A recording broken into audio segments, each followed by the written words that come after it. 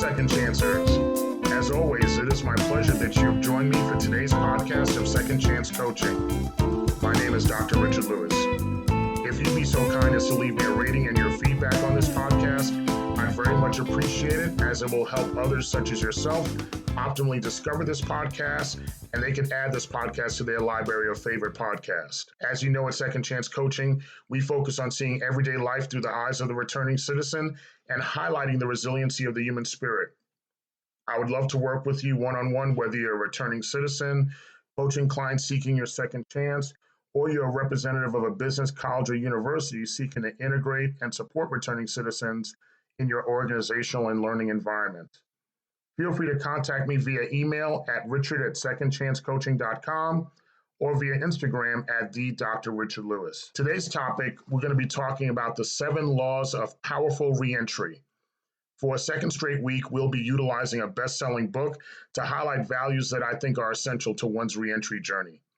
And that book is The 48 Laws of Power by Robert Greene. Greene's book is a worldwide bestseller, drawing inspiration from the philosophies of Machiavelli, Sun Tzu, and Karl von Clausewitz. It really does speak to ambitious behavior, to say the least. And its aim is for one to feel that they could conquer others, maximize their self-defense, and understand the rules of the game. It really is a Bible of self-defense that talks to the essential principles of relentless self-preservation. Now, the principles of the 48 Laws of Power really go hard in the paint. And I don't know if I would coach a client or you on all 48 laws, but that book is available to purchase wherever books are sold, and you're free to digest it and see which laws are useful for you. But my comfort level would be that these 7 laws that we'll talk about are essential to the reentry journey mindset. The first law that we'll talk about is law number 5 in Greene's book. And law number 5 talks about so much depends on your reputation, guard it with your life. Greene indicates in his book, reputation is the cornerstone of power. Through reputation alone, you can intimidate and win. Once it slips, however, you are vulnerable and will be attacked on all sides. Make your reputation unassailable. Always be alert to potential attacks and thwart them before they happen. Meanwhile, learn to destroy your enemies by opening holes in their own reputations. Then stand aside and let public opinion hang them. Now, when it comes to the journey of the returning citizen, and really anybody that I would coach, I wouldn't discuss or highlight trying to destroy enemies. I really believe that you could get what you need without destroying anyone. However, reputation is the cornerstone of having a powerful reentry journey. Whether you're on your reentry journey for 20 minutes, 20 days, 20 months, or 20 years. Now, any opportunity that you seek, whether it's in your personal circles, professional or academic opportunities, fair or unfairly, it has to be built on a solid reputation.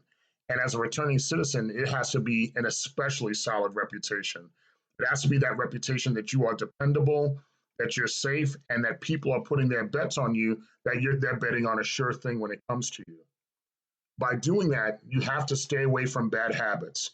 You have to work on eliminating them. They don't eliminate or go away one day just like that, but you have to continually, repetitiously work on getting rid of bad habits.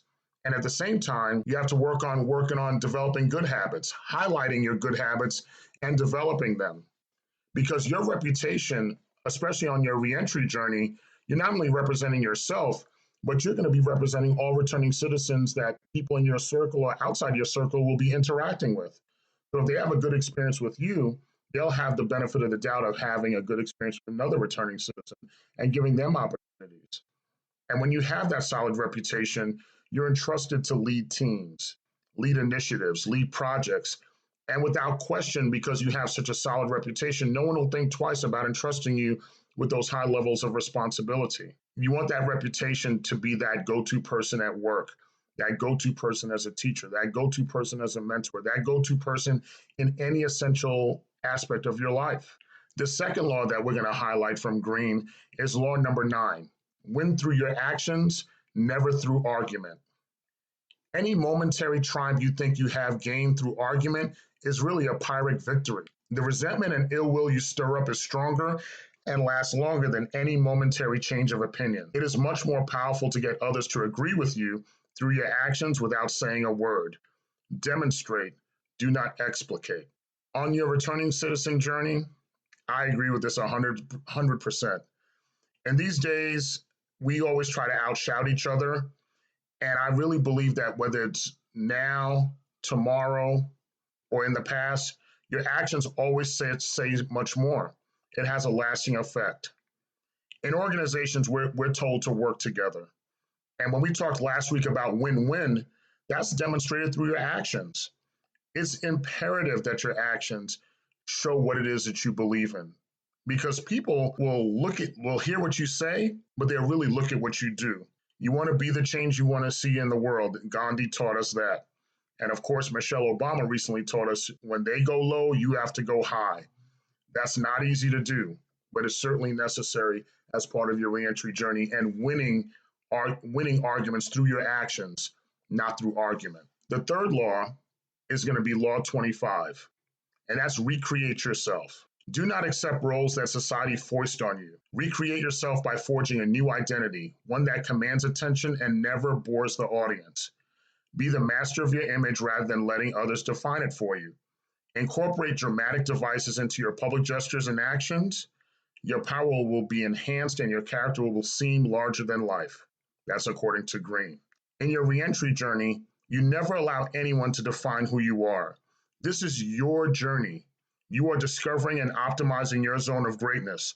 One day, you're either former felon, ex-convict, you're returning home from prison, and the next moment, you could be an advisor, a professor, an associate dean, a leader, a mentor, the recipient of a doctorate degree, host of a podcast that's heard in over 200 countries. That's my journey. And I could be called a lot of things. I could be called a returning citizen. I could be called an ex-convict. I could be called a former felon. And even in my personal circles, I could not be everyone's cup of tea, and that's okay. I'm fine with that. That's my journey. Because I know that if I've done nothing wrong to someone, and if they have a problem with me, it's about them. It's not about me. But also, too, in my journey, I also have so much respect from people. I humbly say that I have the respect of so many people and have titles such as doctor, daddy, uncle, big bro, professor, and there are people who also call me sir. My journey continues to unfold, and your journey, wherever it is going to continue to unfold for you. Those accomplishments will come forth for you. Always take the opportunity to recreate yourself, build upon yourself, and go on that journey with no limits, no boundaries, just greatness that you're looking to achieve and trying to achieve. The next law that we look at, according to Greene, is Law 26. And he simply says, keep your hands clean. You must seem, according to Greene, you must seem a paragon of civility and efficiency. Your hands are never soiled by mistakes and nasty deeds. Maintain such a spotless appearance by using others as scapegoats and cat's paws to disguise your involvement. Now, in the returning citizen journey, that last sentence I disagree with, of course. You can keep your hands clean without it being at the cost of others. When your hands are clean, you're the person that stays away from mistakes and nasty deeds. As a returning citizen, you want to be that bet worth taking. No one is perfect. We are all human. We're going to make mistakes, but we want to do more right than wrong. But stay on the right track. Keep your hands clean. Stay upright.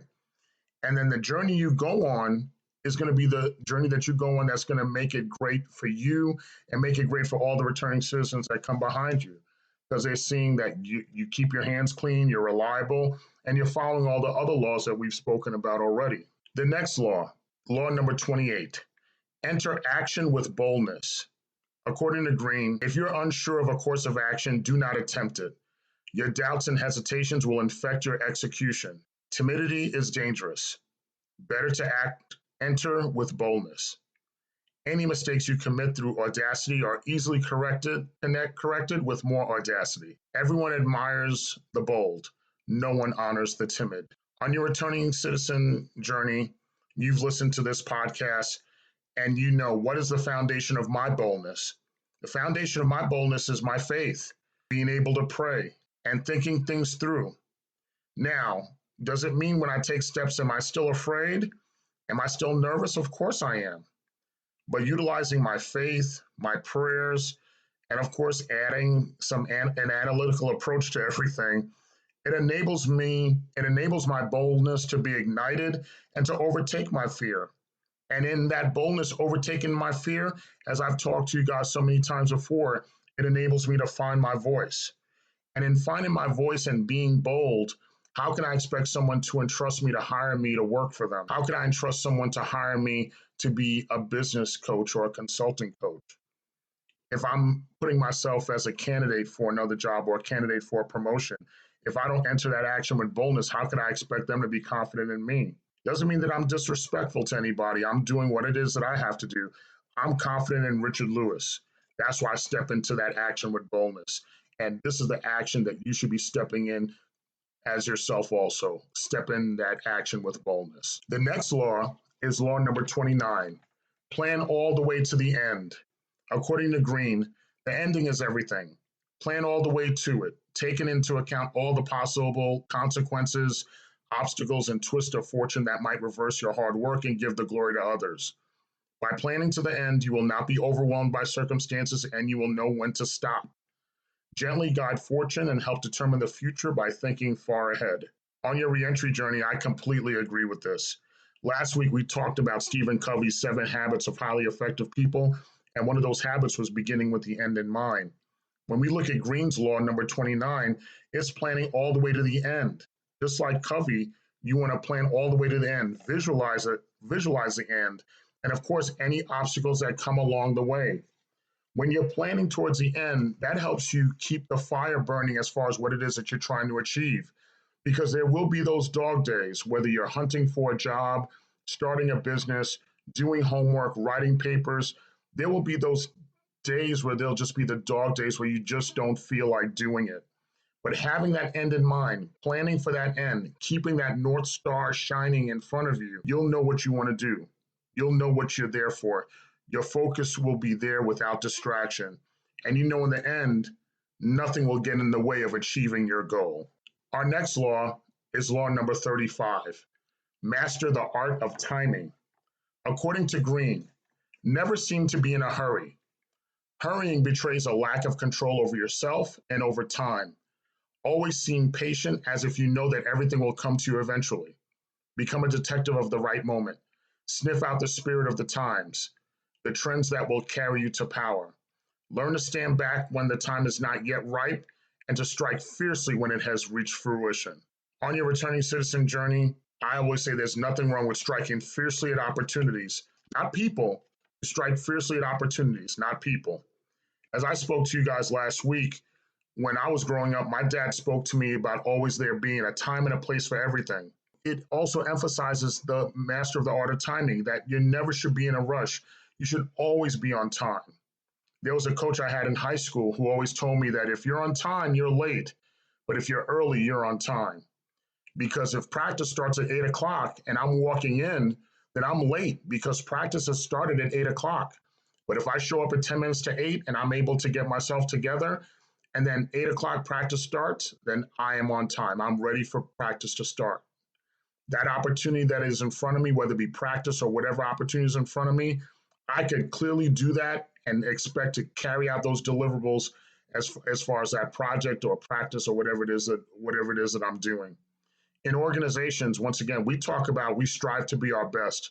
And when we strive to be our best and we walk into a situation, no one goes in to work their way to the middle or work their way to be average. People want to get to and crack and go beyond their ceiling. They want to, without taking anything away from anyone, they always want to see a limitless ability to do well and to optimize themselves in any situation. And of course, people look at timing. People look at timing that if you're late, you could work overtime for 5 hours, but someone will look at you and say, well, yeah, he did work overtime for 5 hours, but he was 5 minutes late. And had he not been 5 minutes late, he wouldn't have to work overtime. People will look at that. People will look at that and hold that against you, or hold that for you if you're one to show up on time and be reliable. But timing is always important. And then when you look at timing as you're going towards your journey and the things that are going to come towards you. Because when you put out good, the good's going to come towards you. And when you look at your timing, always see is the timing right? Is the timing right for me to take this promotion? Is the timing right for me to take this different job? Is the timing right for me to start a business? Is the timing right for me to go to school? It doesn't mean that you don't do them. It doesn't mean that you delay those things. You just ask, is the timing right? You assess the timing, assess the environment, and ask, is this good for me at this time? Does this go in line with my passion? Does it go in line with my purpose-driven life? And when you think about those things about timing, the timing is the last law that we're going to be examining today. You really think about this, you really think through the entire process as far as these opportunities. Is it right? Is it right to go into it right now? Does it align with your passion? Does it align with your goals and objectives? Does it align with your purpose-driven life? As we go through the holiday season and we prepare for 2021, think through that. Take out a piece of paper and write out your goals and objectives, and look to see is what you've done in 2020. Have you accomplished that?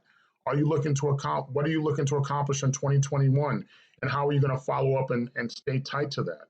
And once again, if you're looking to work on these goals and objectives, you're looking at applying these 7 laws, the fundamental finances we've spoken about, the 7 habits of highly effective people in reentry. You want to do these things and you want to do those things together. I'd love to work with you one-on-one, whether you're that returning citizen or that coaching client or you're a representative of a college or university. Email me. It doesn't cost you anything to email me and for us to have a conversation. Email me at richard@secondchancecoaching.com or via Instagram at @DrRichardLewis. Remember, you've been blessed to see another day. You've been blessed with your second chance, so definitely make the most of it. I love you all. Take care and be well.